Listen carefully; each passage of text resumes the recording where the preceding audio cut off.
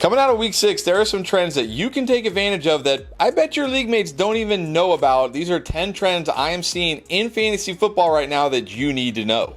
And the first trend is how Tank Dell was used with Nico Collins out, and really how this Texans passing attack was used without Nico Collins in this game. And you look here over on Fantasy Points, a site we use a lot. I really love their data. You can see that Tank Dell actually led the team in routes run in week 6 here. But not only that, he led the team with 9 targets. You see Stephon Diggs only had 7 targets. But really, most importantly to me, is his first read percentage right here. You can see his first read percentage was significantly higher than Stephon Diggs. This is a great thing because this is the guy, when CJ Stroud gets the ball, this is the guy he's looking for first. Now, I know Stephon Diggs had the bigger fantasy game, and look, Stephon Diggs is going to be fine when Nico Collins is out, but it's looking like Tank Dell is really the guy we want here. Finally, we're getting the Tank Dell we wanted this year, and you can see that illustrated even more importantly when you look at the expected fantasy points in this game. Sure, Stephon Diggs, again, outscored Tank Dell by a little bit in this game for fantasy, but you can see Tank Dell had almost 10 more expected fantasy points than Stephon Diggs. This is great news for Tank Dell. We know Nico Collins is missing at least the next 3 games. Look, again, like I said, Stephon Diggs, he'll be fine. You got Stephon Diggs, you're playing Stephon Diggs. But this makes us feel very good about Tank Dell. I feel like Tank Dell, at least for the next 3 weeks, if not farther, is going to be a guy you're going to want to get in your lineup. And the next trend we need to look at is this Colts passing game. And is Josh Downs actually the wide receiver 1 here? Because you look at it from weeks 3 through 6, since Josh Downs came back from that injury, he's actually leading this team in targets. He has 9 more targets than Michael Pittman. And again, like I said with Tank Dell, the big one here, the one I really like, this first read percentage. Look at that gap here for Josh Downs, on this first read percentage. 34 to 21. That is significant. Now, 2 of those games were with Joe Flacco, so of course, got to take this with a little grain of salt. We don't know what's going to happen when Anthony Richardson comes back. How is his passing game going to be? When is Anthony Richardson coming back? But it's looking like right now Josh Downs might actually be the wide receiver 1 in Indy. And look, credit to Michael Pittman. He went out there, he gutted through that back injury, he had that big touchdown catch, but there might still be a major buy low window on Josh Downs right now.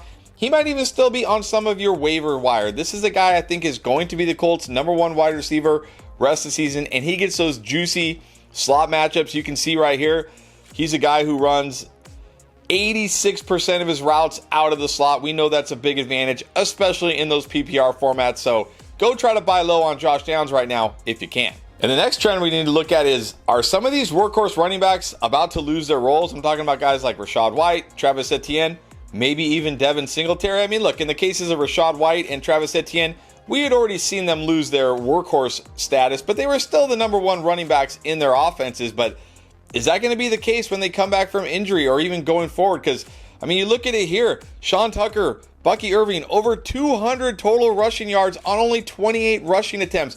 This Bucks running attack on Sunday was something like we've never seen in years. This is something that has always been lacking. Even going back to, when they won the Super Bowl with Tom Brady, they did not have a running game. And we already had seen Etienne was losing touches to guys like Tank Bigsby, Dearness Johnson.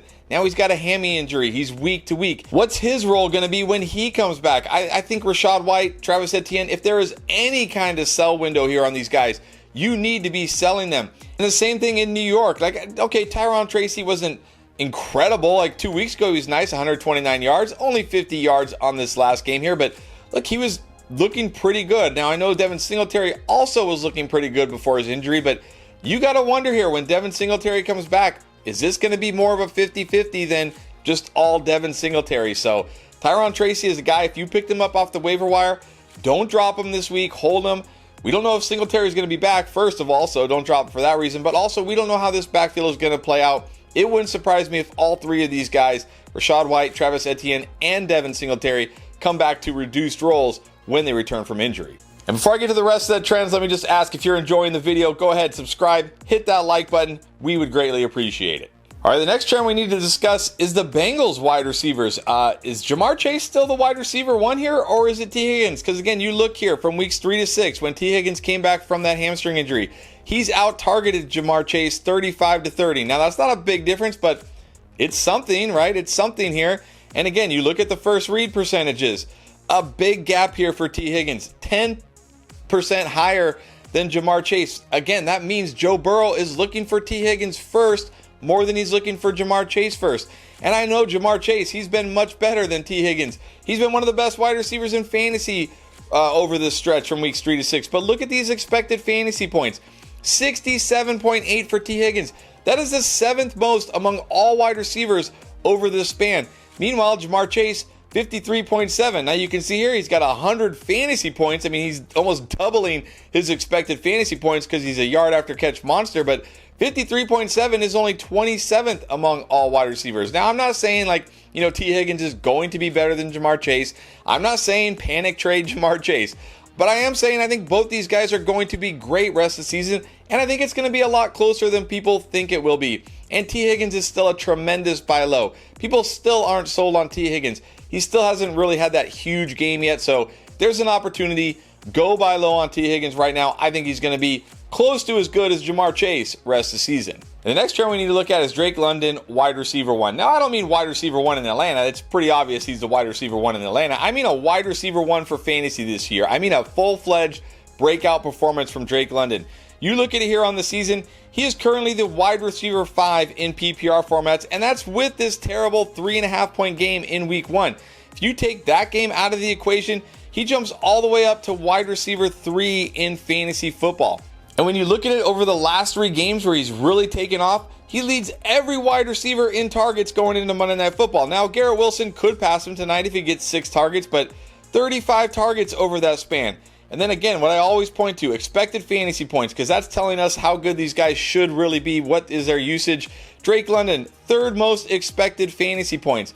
If you're not buying into the 3rd-year Drake London breakout yet, you're just a hater, to be honest. There's no other way to put it. There is no reason this guy isn't going to be a stud the rest of the season. He was the first wide receiver off the board. He's a stud wide receiver. I'm not going to say Kirk Cousins looks all the way back, but he certainly looks all the way back enough to support Drake London as a wide receiver 1 rest of the season. If there is any kind of buy low window in your league, if whoever has Drake London is still doubting him, go get him now. This guy is going to be a stud all season long. And while Bo Nix hasn't been a stud all season long, I think he can get you a yard on Thursday Night Football. That's right, that's his line on Underdog. If you're a new customer to Underdog, you get this Bo Nix special. He just needs 1 yard. You pair that with any other pick or picks you like, and you can get an easy win right out of the gate. Just make sure you join using promo code ENDGAME, because not only will that get you this Bo Nix special, it'll also get you up to $1,000 in bonus cash. The next trend we need to look at is this Jayden Daniels, Terry McLaurin connection. Nothing has brought me more joy in fantasy this year than seeing Terry McLaurin finally unlocked with a real quarterback. Terry McLaurin right now is the wide receiver 10 in PPR leagues, and look at these first 2 weeks, 3 points, 8 points.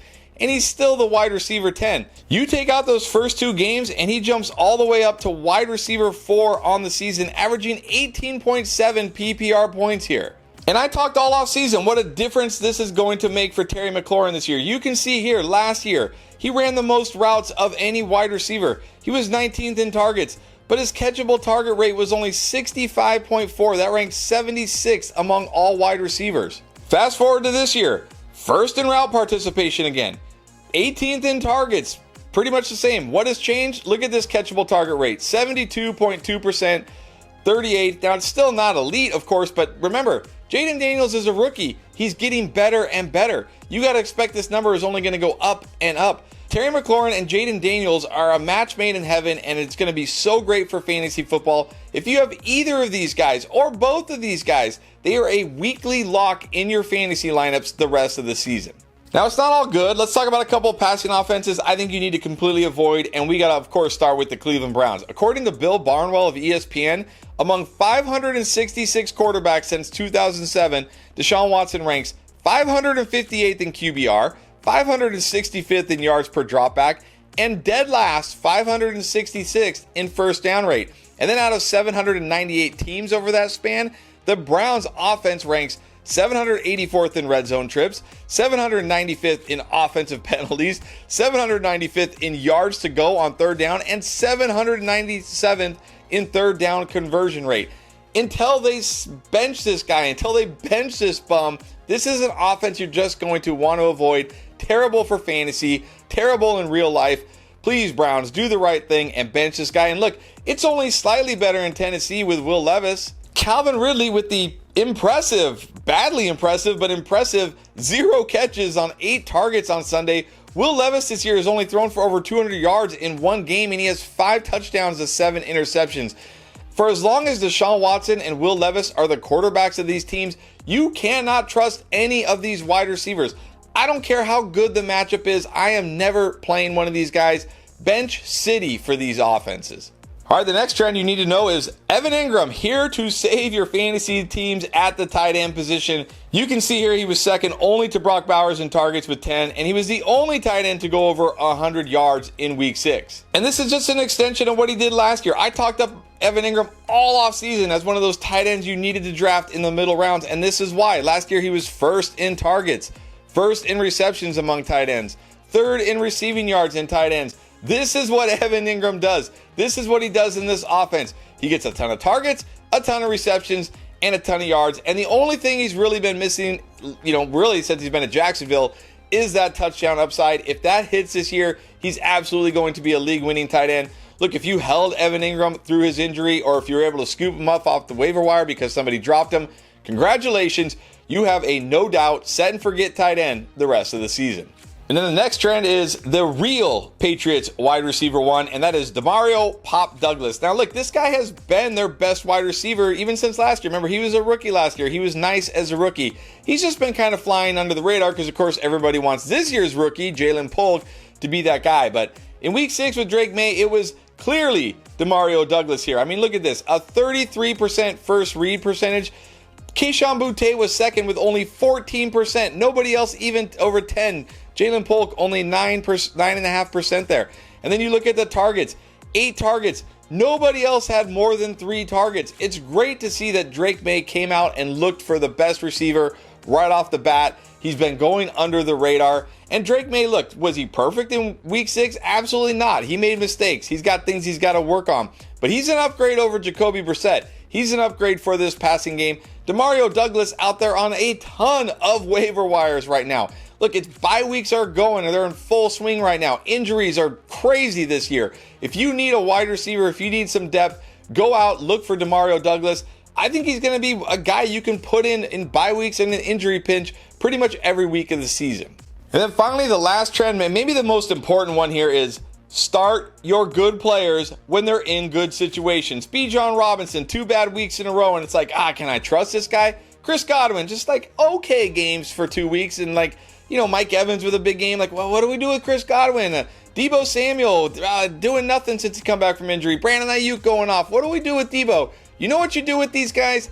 You start them. Now, I'm not saying always start your studs. I don't believe in that. Like Mike Evans, we just saw when he's playing Marshawn Lattimore, don't start your stud. When they're playing Pat Surtain, don't start your stud. But when you have a stud player in a good matchup, you gotta just put him in your lineup. I know it's hard, even for me it's hard. Like when we do our start sit shows and somebody asks about a player who hasn't done anything in 2 weeks, but I know they have a good matchup, even for me I'm like, should I really be saying yes? But I've been playing this game a long time, and I know the answer is yes. And look, right now we have guys like Alvin Kamara, Saquon Barkley, CeeDee Lamb. These guys haven't had big games recently. They've just kind of been okay. But you got to put them back in your lineup because at any given week, they can have a Chris Godwin week. They can have like those Jamar Chase weeks. Remember, Jamar Chase did not start the season very well, and then he's been carrying you recently. I know you picked up that flyer off the waiver wire like Dontavian Wicks, and you want to start him, but please remember, these guys were drafted early. These guys are studs for a reason. They are the most talented players in the league. They are in the best situations.